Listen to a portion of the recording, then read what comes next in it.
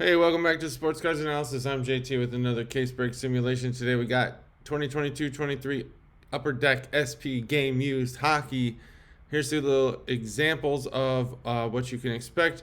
If you've never seen my videos before, I'm going to tell you what you should do to buy into a break, which teams are great, if this product's good at all, and I'm going to do a lot of analysis to show you those metrics. A little disclaimer, I'm going to give you a lot of information. A lot of it is financial stuff about this product, but I don't ask you for anything if you hit, so I don't expect you to blame me when you don't hit. This is just analysis based on the checklist. So let's get right into it. What should you ideally pay for a team in a team break for SP game use? Well, this case is $2,649 at Steel City. I use Steel City's prices because they're kind of the mean, about the average of what you can expect. Breakers might upcharge to try to make a profit, but overall, this is about where you should sit. So let's imagine, for example, that all these cards are the exact same value. We don't assign value by autographs, memorabilia, inserts, etc. We don't assign value by player. I know that's how we assign value, but this particular information is coming from the probability that you're going to get a hit. So we distribute the price of that case, that $2,649, across all the cards equally. And when doing that, now we can get a good idea of what you should pay just to walk out with the largest stack of cards. Not walk out, but get shipped by your breaker, the largest stack of cards. So the total number of autographs, let's start there. If you want to pay for the highest probability of getting an autographed card, there are 5,653 Columbus Blue Jackets autos. Now, there are some assumptions I made here. There was only about 3 or 4 sets in this product that didn't have serial numbers. And when that was the case, they're either, if they're a premium set, I made them out of 48. If they were a non-premium set, like inserts, they were out of 98. The only reason I do that is because, one, I can identify which cards I manually assume the print run for, because not really any of these print runs end in 8. And I can get a number for you. So if I'm wrong for the entire set. So this number should still be accurate as far as the ranking order of the number, even if it's off a little by the number. Now, who has the most autographs? The Blue Jackets, then the Ducks, Flyers, Senators, Canadiens, Leafs. And then what would you pay if you were to pay for that probability? So that's what this column is here. If you were to pay equally for the probability of getting an autograph, not just a Blue Jackets, an autograph, you'd pay $193 for the Blue Jackets. Now, obviously, you want to pay for value, so there's going to be a table coming up where you can do that. This is just paying for equal value of the card. So there's the top 10 there, and this is just sorted by which teams have the most autographs and what you should pay as a fair price for that. So there's page 2. I don't have the Kraken logo. I need to get that. There's page 3, and then we start getting into the multi-team cards, which I don't assign a value to. Now, we'll skip memorabilia, even though the game used, obviously, well, you know what, we'll look at it, because game used does have a lot of memorabilia. There's 1 through 10 for memorabilia. I don't do the price here because it's hard to say what you should pay for a break based on memorabilia cards. We pay by auto or by total value, so I'll go over those. There's the top few pages for the memorabilia. Now let's look at the total number of cards. Total number of cards per team and the price you should pay just by the total value. So if you want to pay for the probability of walking out with the most cards, that's memorabilia, insert, parallels, base, autographs, everything. The Ducks have the most cards. Okay, so and you should pay about $155. Why is it lower than the autographs for the Blue Jackets? Well, that's because they have more cards, but the distribution's different. Okay, the different teams have different numbers of autographs, while those same teams might have a different number of total cards. And this is by print run. You look at the total number of unique autographs that most checklists give you.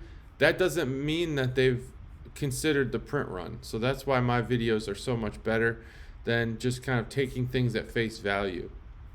Okay, so here's the price you should pay if you're going just off of who has the total number of cards. There's that.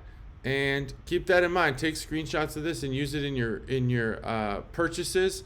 I know there's been some use of this information in other YouTube videos. Hopefully that's not driving away views, but hopefully that's bringing more viewers to my channel. But this information, there's a lot of information here, so stick around. There's going to be a lot. Now let's talk about ROI. ROI is really the most important thing that we talk about with breaks. I know people like to claim that it's not about the money, but let's be honest, it's about the money. We don't want to spend $300 on a box of cards when we're going to get $100 in value. That just doesn't make any sense. So what I've done is I've developed a scale 1 through 5. 5 being that card, an auto of a great player will have a high ROI, and a 1, maybe a base of a bench player, you might not sell it at all. 2, sell at a loss. 4, profitable, probably, and then there's 3 as a break even. So then I assign value to every single card in this set, do 200 case breaks, and then I do all this analysis. 200 case breaks simulated, and so let's look at the distribution of the value per card across this set. The majority of the cards in this set might actually not be valuable. They might sell for a loss. There's a break-even point somewhere in between these two, but it doesn't seem that this product will get you there to that break-even point. The 4s and 5s are pretty low, but I will say that the 4s and 5s, when they hit, they're good. They're good cards. There's a lot of really cool stuff in here. Just the values that are assigned to these cards, they just sit in the 2 to 3 range. So keep that in mind. The autos in this set, they kind of come in at a 2.4. So is this product perfect? No. Is it high end? Maybe not, but the cards are cool. And then the total product strength 2.8. So that's the whole checklist, including memorabilia, autos, and everything. So in my 200 case breaks, I simulate them, and then I calculate an average ROI. So that's what I do is I run the 200 case breaks, I add up the total ROI for each team, and then I divide that number by 200. So on average, the Maple Leafs are giving us $127 US dollars in ROI. If you look at these full product strength and product strength by each checklist is basically where do they rank here compared to other teams. And the Maple Leafs don't fall that high, and the lower the number, the better the rank. The ROI is higher because we probably get Maple Leafs cards more frequently. That's probably what's happening, and they're better. They're not better because the product strength is 14, 15. So it's kind of mid-tier, but we get those cards more often. So and ignore my computer's noises. Sometimes that happens. And then the Kraken, Capitals, Avalanche. So this is the average ROI for 200 cases, and this should give you a good idea of how much you should pay for a team in a break. This is page 2. The All-Star team, there's a ton of All-Star cards in this set, so keep that in mind when you're looking at that. And then there's page 3, and then we start getting into the doubles again. That's page 4. So let's go back. I don't assign value to the doubles, so that's why it's like that. Okay, now let's look. You're probably thinking, well, that's great, 200 cases, but I don't care about that. I want to know, what is the ROI when that team hits, and how often does that team hit? Well, I got that information for you, and I think this table is so valuable that, you got to keep coming back to watch my channel because this is the only place you're going to get this. What I'm going to tell you is, this is how you read this table. Here's the team. Here's the type of card. I break it out by memorabilia, autograph, because they have different values. Insert, parallel, and base. And then I calculate the average ROI only when it hits. So instead of dividing the total ROI by 200, I divide it by 54. So that's how we get this here. And this tells you how many cases in a 200 case break. How many times did we hit this type of card for that team? So I'll give you an example of how you would read this table.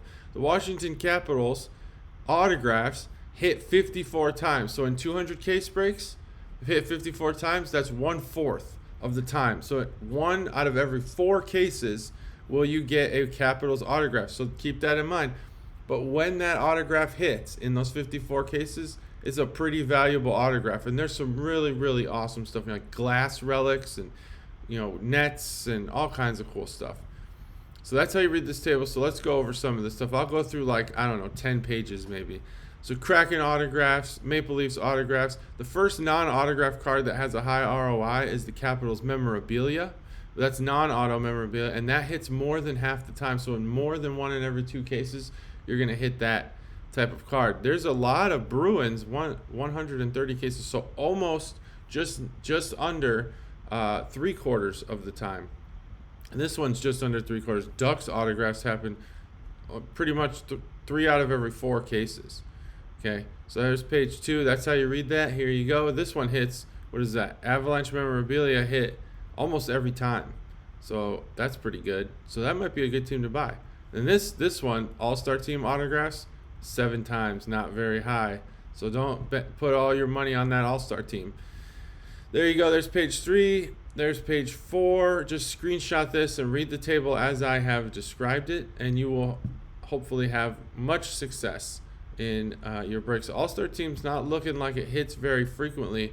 I guess there's some stuff here that doesn't have a team name assigned to it. That's the only way I can explain that, and that hits 5 times. I'm not sure what that's about.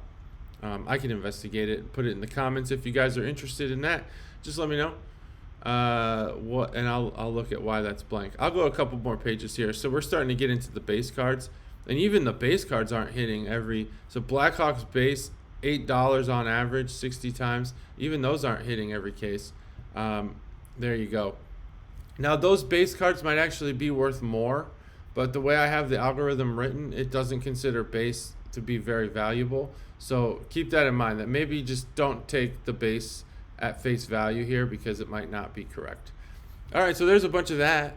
Now let's look at the ROI by set. So there's memorabilia, there's autographs, there's inserts, there's parallels, and there's base in the set. There's those types of cards.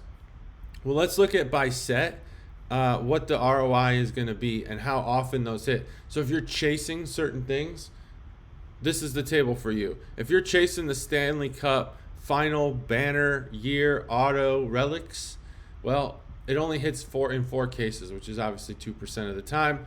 But when it does hit, it hits hard. It hits $527 on average, and it falls in the autograph category for this set.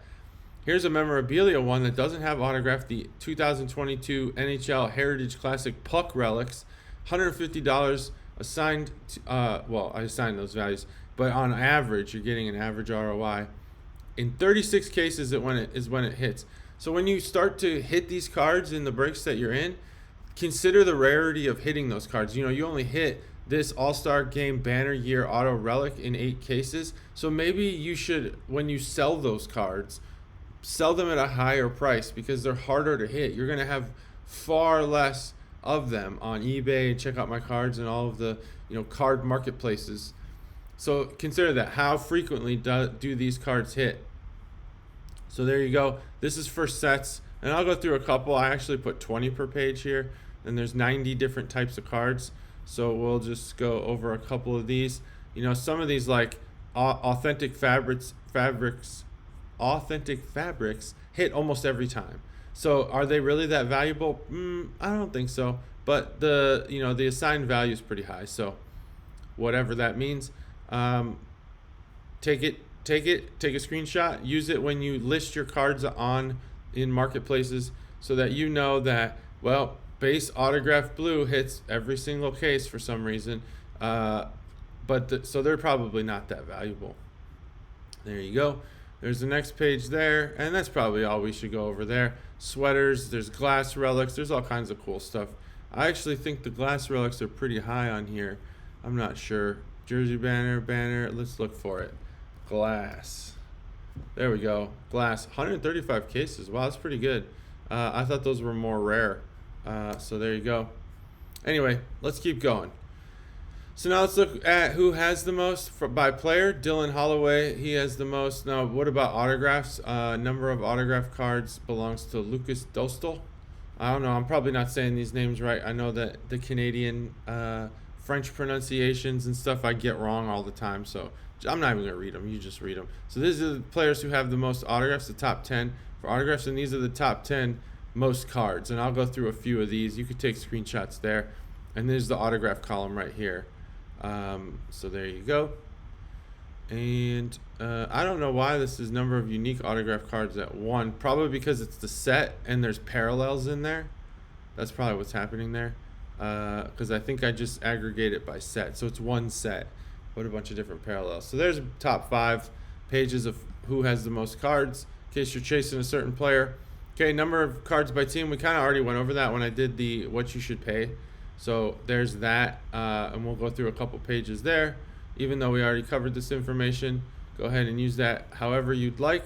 Now, if you're chasing one of ones, there's 906 of them in this product. We'll just keep moving because that's all you need to know. And if you are chasing one of ones, grab these teams. Here's the top 10 teams with one of ones in this product. There you go. Take that screenshot. Hopefully I didn't move too fast. Now, when I do the simulation, here's one case. Here's an example of one case. The lowest print run was 2. Let's look at how many autos we got. Looks like we got 18, which sounds right. 18 boxes per case. 1 auto per box. So that's what we got. Lowest print run was 2, and these are the types kind of quality of cards you're going to get. We got some parallels numbered to 5, a bunch of other stuff. So there you go. There's the 1 case break simulation. And now let's go to the 200 case break simulation and look at some really specific numbers. How many 1 of 1s did we get? And what can we realistically expect? Well, we got 67. So that means about just over 1 in every 4 cases out of 200 had a 1 of 1, and here they are. Here are the 1 of 1s that we got. So are they great? Some of them are, some of them aren't. We got some tags, got some other stuff. Tonight's lineup, which is has a date on it. That's interesting. So ROI, now you're probably thinking, is it always the same teams who have the high ROI? Nope, it changes. So for the first 20 cases in the 200 case break simulation, here is the distribution of the ROI, the total ROI by team. So look at who's changing and who's steadily high. I don't really have the numbers in a very bold, visible font, but just look at the height of the bars and you can tell that the ROI changes. It totally changes. And that's a good thing. That's what we want. We want to see, sometimes this purple team, I think, is the Kraken, if I had to guess. Yeah, probably because San Jose and then Seattle. That makes sense. And then St. Louis. So it's in alphabetical order by city. So you can see sometimes the Kraken are high. Sometimes the other teams are high. And so, look, there you go, Colorado. So there's the first 20 cases. I'll just keep going through that. And now, what in 20 case breaks? How does that compare by the total number of cards per team to the master checklist? Well, I got the most Ducks, Blue Jackets, Lightning, Canadians. That's the order that I got the most cards in. And then we can look at the print runs. I did get a bunch of 101s, like I said, 64 of them. The Ducks, there were 8. So maybe buy the Ducks. If you're chasing 101s, buy the Ducks, because I got 8 of them in 200 case breaks. That doesn't mean you're guaranteed to get a Duck.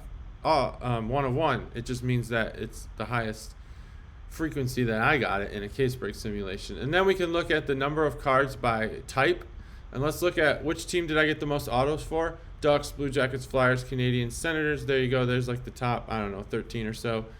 And then there's base inserts. Let's look at memorabilia. Who did I get the most for? Lightning, Duck, Wild, Avalanche. And then parallels. We did get some parallels in there. There you go. So that is 2022-23 SP game used hockey. Thanks for watching. Leave a comment, subscribe, like, do all that stuff. Thanks for watching. Bye.